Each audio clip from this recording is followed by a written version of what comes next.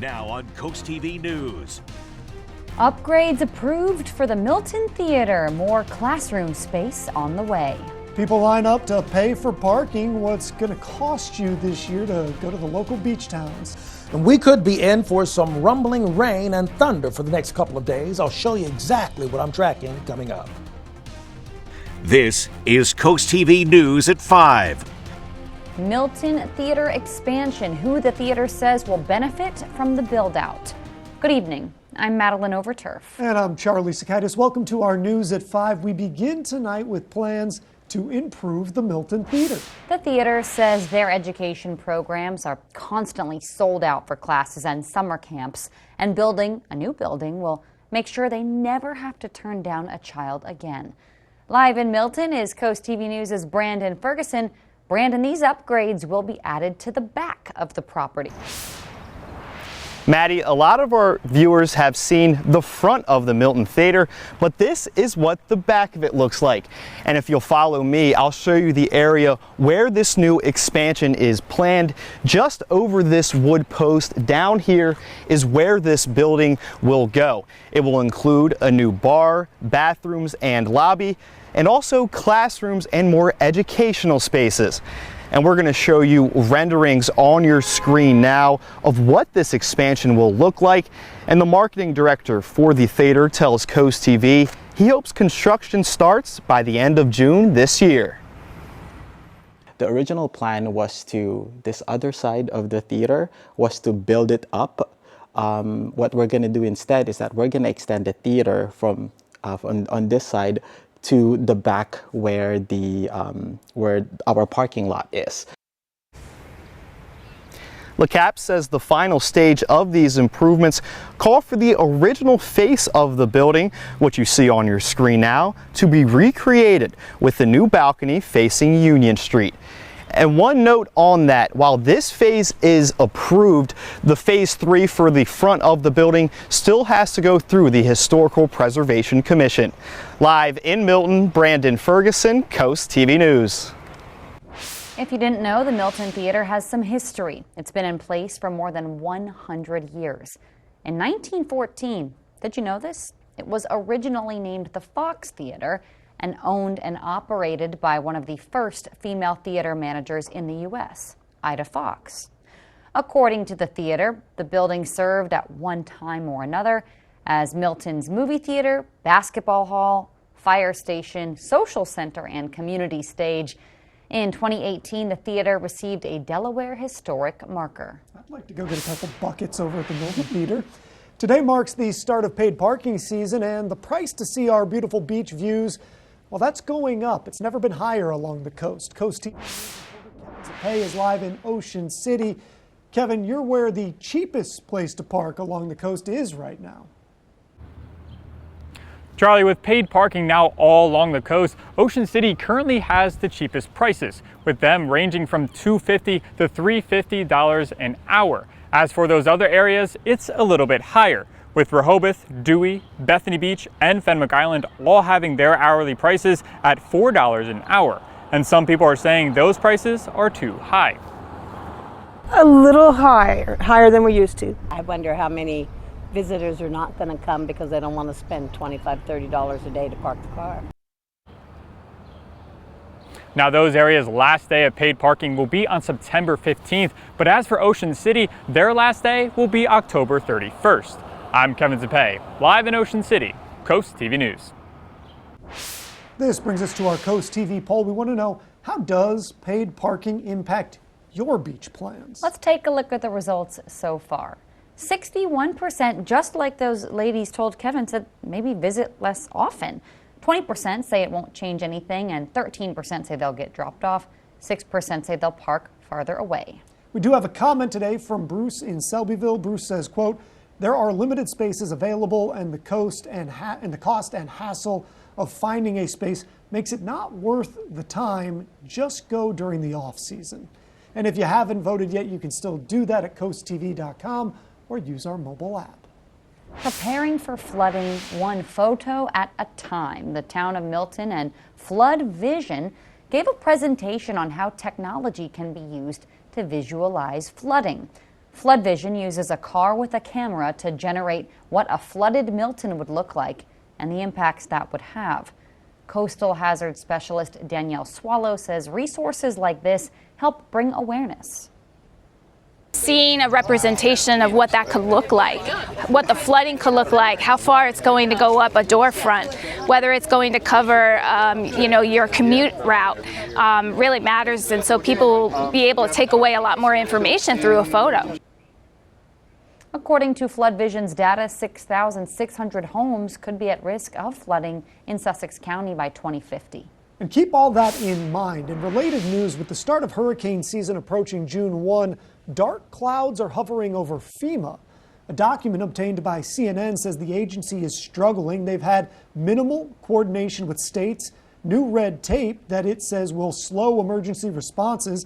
The Trump administration has repeatedly called FEMA ineffective, unnecessary, and it has lost about 30% of its full-time staff since the start of the administration. We're taking a live look outside into Laurel right now. No need to think about flooding here at the moment. Let's check in with our first alert chief meteorologist, Paul Williams. In light of the concern and the getting ready to kicking off of the tropical season, we take a look at what's happening in Ocean City as well. We're very calm at this point, not posing a problem for us. And we have the temperature right now of 67 degrees, actually. And we're going to stay in the mid to upper 60s for the rest of the night. We had rain earlier this afternoon and actually a heavy downpour briefly.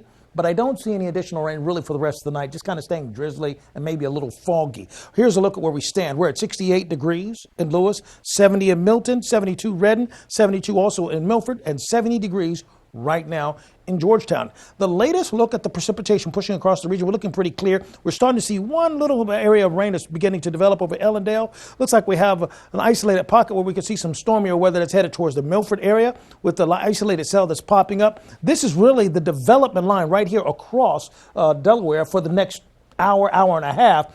I see the development happening because most of when it happens, it's going to move off to the water before it gets really strong, but it will be enough to make the roads a little bit slick.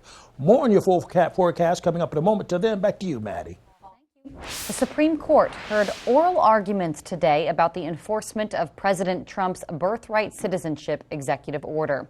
As Laura Aguirre explains, the majority conservative Supreme Court seems open to limiting nationwide injunctions, but is weary of the birthright citizenship issue.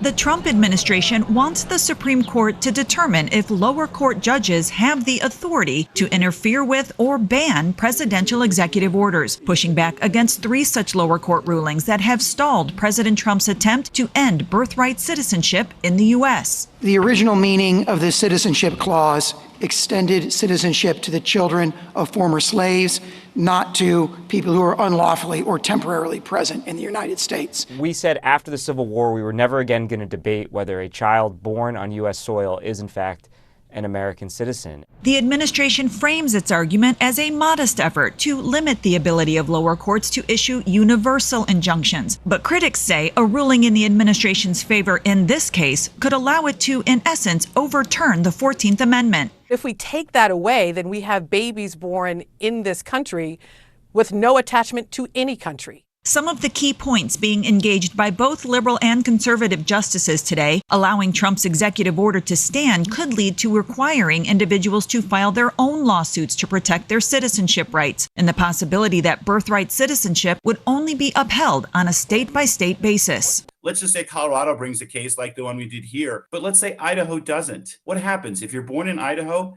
You don't get the benefit of the ruling. You're not a citizen. But what if you move to Colorado? Do you become one? We're standing up not only from a moral place, but also because we believe in the rule of law and what it has been in this context for over 150 years. I'm Laura Aguirre reporting.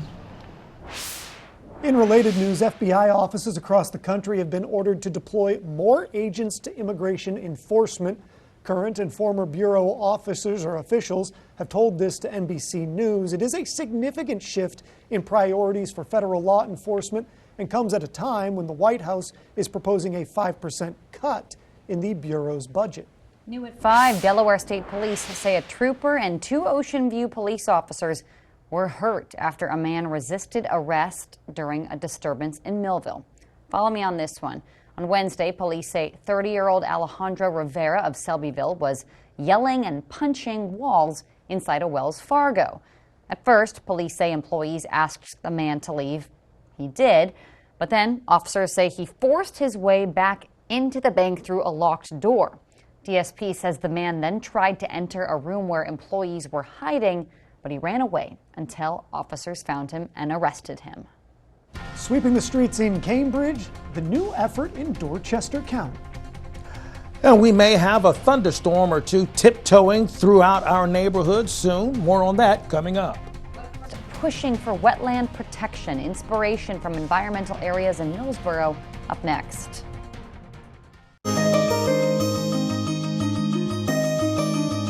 Wetlands in Millsboro. It's the inspiration for one author's book.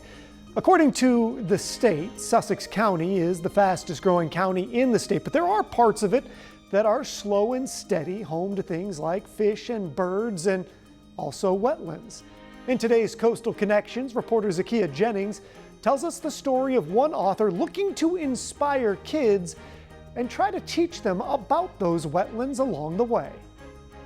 If wetlands continue to disappear, what will happen to the places? Mary Barnaby is reading her new children's book called Exploring Wetlands, while standing in the inspiration for her book. Barnaby says after she retired, she had time to pursue her childhood dream of becoming an author. Now's my chance. Now I can actually write about things I'm passionate about. Barnaby says the first step of protecting wetlands is examining future growth. Development has to be very carefully controlled, done with a lot of understanding of nature and the environment and what the unintended consequences will be of that development in years to come. Step 2 is acknowledging how we all benefit from wetlands.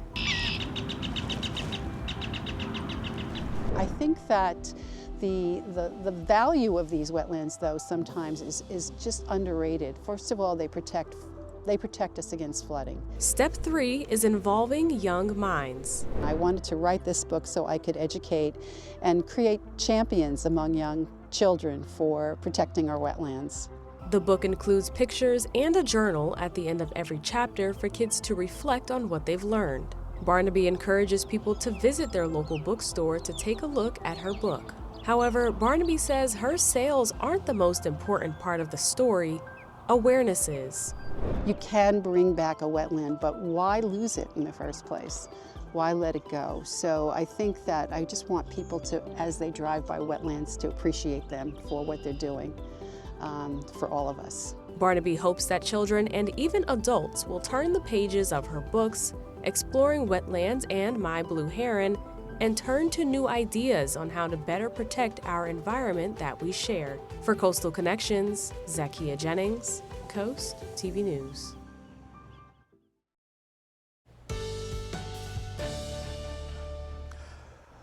We had some skittish weather earlier this afternoon, but now that's moved on. But we still have a few leftover showers that I'm going to point out to you. But we're still watching out for another wave of rain for Friday and Saturday, and I'll show you exactly what I'm talking about in a moment. Our Gateway Subaru camera, ocean, absolute gorgeous skyline right now, which is looking good with the waves that are coming up right now. And we're looking for the temperatures to stay in the mid-60s with clearing skies to continue for at least tonight. We're at 70 degrees in Long Neck and Georgetown, 72 in Redden, 74 in Laurel, Delmar, and 75 right now, Seaford. Winds swirling right now, okay? So we don't have a defined front that's pushing through, but because of that swirling action, we have some scattered showers. One isolated shower that's popping off up towards Milford right now with a very heavy downpour. Actually, a bona fide thunderstorm just there. Everywhere else, we're looking pretty clear for the most part. And what's behind it, not much. We have a low pressure system that's sitting right on top of us, and that's why we have the swirling winds that's happening for us for right now. Now, to our southwest, we have much more volatile weather as they're bracing for a severe thunderstorm watch area throughout portions of Virginia as well as North Carolina. That's not shifting towards us tonight. Tonight, we stay with mostly cloudy skies and relatively calm conditions. Temperature of about 64 to 65 degrees pretty much throughout most of the area. So Friday, warm and muggy, scattered gusty thunderstorms, highs in the mid-80s. And because we're going to clock 80s, we got to watch out for these storms to make a turn for the worse at any given moment.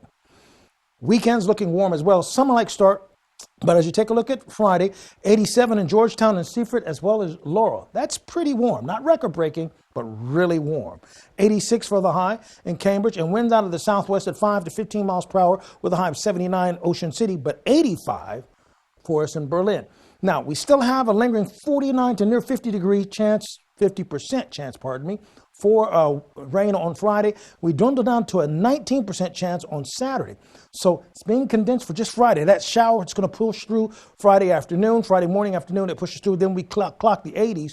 And Saturday, we may have a brief cameo appearance of a spot shower in the afternoon, typical summer type stuff. Now, as far as Friday 3 o'clock and the current is concerned, we're looking at for it to be clear by 3 o'clock for us in Snow Hill, Newark, as well as Berlin.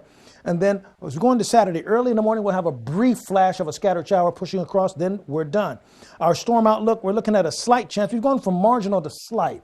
So that's why we got to kind of keep a close eye on that as far as our possibility of storms are concerned in our area. Saturday, we'll have a chance of a spot shower with scattered showers and thunderstorms. And then on Sunday, partly cloudy skies. Mugginess, well, we're going to stay elevated for tonight going into Saturday. Then we drop dramatically going into Sunday because the dew point temperatures will drop then as well. 3 o'clock Saturday, widespread scattered showers. Sunday, we're clear. Monday, we're clear. And so Monday through Tuesday, drier air will move in with comfortable and pleasant conditions with temperatures in the 70s for the highs, 50s for the lows. And the temperature outlook is going to be close to the norm or below norm for the Northeast. Tonight, patchy fog and partly cloudy skies in 63. 85 for tomorrow, warm and humid with an isolated shower or thunderstorm. Not widespread for everybody. Saturday, they're pretty much the same thing, but in the morning hours. Finally, here's a look at the extended forecast. We're really warm Friday, Saturday, and Sunday, very muggy and summer-like. And then the bottom drops out next Wednesday and Thursday. So get ready for a cold, clammy situation next week. Cheery, Paul. Quick heads up in Salisbury. Due to weather delays, the city says that the alleyway section of Camden Street will now be closed until May 27th. Crews there are doing some roof repairs in the area. Check this out. The city of Cambridge has a new sidewalk sweeper to help clean trash downtown. The city says this sweeper was built to vacuum trash while rolling down sidewalks and narrow areas. Officials hope to develop a twice-a-week sweeping schedule. Coming up, paying more at Walmart, when to expect some higher bills due to tariffs. Stay tuned on CoastTV News at 5. Expect to see higher prices at Walmart. The retail giant is warning it's not immune from Trump's tariffs, and it does plan to raise prices on some items. Walmart says price hikes likely will begin later this month. Every product entering the U.S. is subject to a 10% tariff. Most items from China face a 30% levy.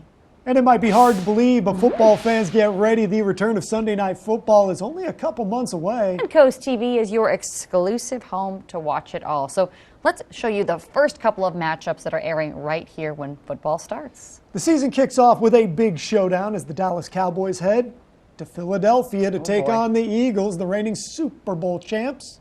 Then on Sunday night, it's going to be a matchup between the Baltimore Ravens and the Buffalo Bills. Another big game. Huge game there. Then week 2, the Atlanta Falcons take on the Minnesota Vikings. Week 3, the Kansas City Chiefs visit the New York Giants.